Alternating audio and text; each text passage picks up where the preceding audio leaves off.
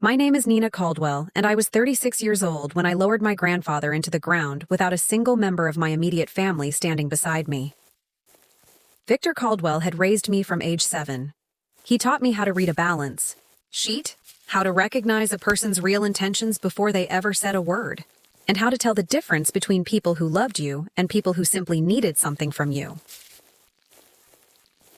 At his graveside, 2 chairs sat empty. I had reserved them for my parents. 4 hours later, my phone buzzed. My father had posted a video on Instagram from a resort in Puerto Vallarta. He was holding a cocktail. The caption read, "Finally off the clock." I was still holding the paper order of service from my grandfather's funeral. Then a message came through from a number I had removed from my phone 8 months earlier. Victor's number. "Come to the house tonight, Nina. Don't tell anyone you're coming."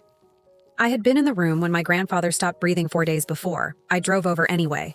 His estate attorney, a measured man named Gerald Foss, was waiting at the kitchen table. In front of him sat Victor's old tool tin, a manila folder, and a phone I recognized as my grandfather's. Gerald told me he had been instructed to use that number if he ever needed to reach me quickly, because Victor said I would always answer it. Inside the tin, a green spiral ledger, 3 years of bank statements clipped together by month, and a durable power of attorney that had been signed over to my father, Roy Caldwell, 17 months before Victor died. Gerald kept his voice flat. "He believed your father had been taking money from him. He couldn't determine how much. He said you would be able to figure it out. I worked for a forensic accounting firm. Companies brought us in when they suspected someone inside was draining them quietly over time. I knew exactly what that looked like. That night, after my husband Marcus went upstairs, I spread everything across the dining table under the kitchen light. The ledger started as a record of ordinary days. Victor noting the weather, what he ate for breakfast, when I visited, how his knee felt after physical therapy. Then the handwriting changed tone. Roy says I authorized a wire transfer for $3,200. I did not authorize any wire transfer. The next page. Withdrew $800 on the 14th, $4,000 on the 22nd, $12,000 gone before the month closed. E. Thinks the confusion is setting in. The confusion is not setting in. Every entry matched a line in the bank statements. Roy had been pulling money out in amounts calculated to stay beneath automatic reporting thresholds, routing it through a Nevada holding account while he controlled Victor's mail, utility bills, and bank correspondence. Then I found a document tucked inside a prescription bag at the back of the tin. Certificate of deposit Victor had been building for 31 years. Roy had liquidated it 9 weeks before Victor died. The full total across every account, $417,000. I called my father once. I kept it short and did not tell him what I had. I asked him directly about the transfers. He laughed, not nervously, genuinely. "You want to do this? You lived in that house for 9 years. Victor paid for your college. He bought you your first car. And now you want to talk to me about transfers. I was his son. That money was always coming to me one way or another." He ended the call. Gerald connected me with an elder law attorney named Claudia Osei. Claudia did not soften anything. The power of attorney had made Roy a fiduciary, not an owner. Every dollar he spent was required by law to have been spent on Victor's behalf, documented and justifiable. She could petition for a formal accounting. If Roy could not account for the withdrawals, the matter could escalate from civil to criminal elder financial abuse. She paused before finishing. "You need to understand what you are choosing. Your father could face felony charges and prison time." That night, I sat in the kitchen for a long time without turning the light off.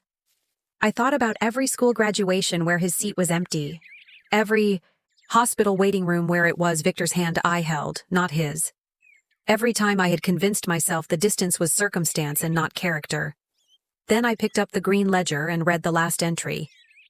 "Nina fixed the gutter this morning before."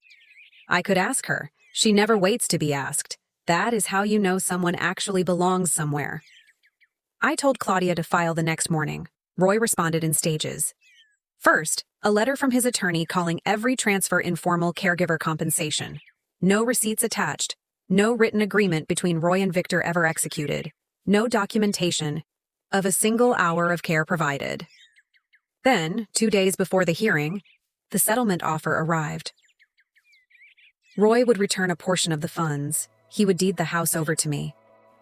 All I had to do was withdraw the formal complaint and sign a confidentiality agreement. He called my cell from the courthouse parking garage. The morning of the hearing, his voice was controlled and low. "Take the house, Nina. It's what you always wanted anyway. Don't blow up this family over paperwork." "This family," I said. "Right." In the courtroom, Claudia placed the green ledger beside the bank statements.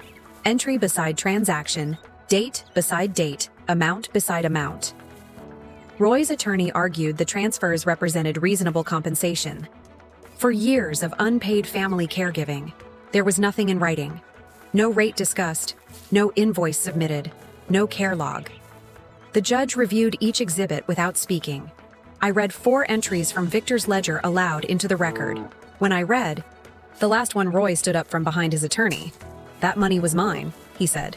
"It was always going to be mine. I dealt with that man for 15 years. I sat through every doctor's appointment, every difficult conversation, every holiday where he made everything about himself. I earned every dollar in those accounts." The room went still. The judge ordered full restitution, applied statutory double damages for bad faith financial exploitation, and referred the matter to the district attorney for review of felony elder abuse charges. Roy accepted a plea. He served 16 months. My mother, who had initially filed a character statement supporting Roy, later cooperated with prosecutors. The extended family members who had expected a share of the estate stopped reaching out after the verdict became public record. I kept none of the recovered money.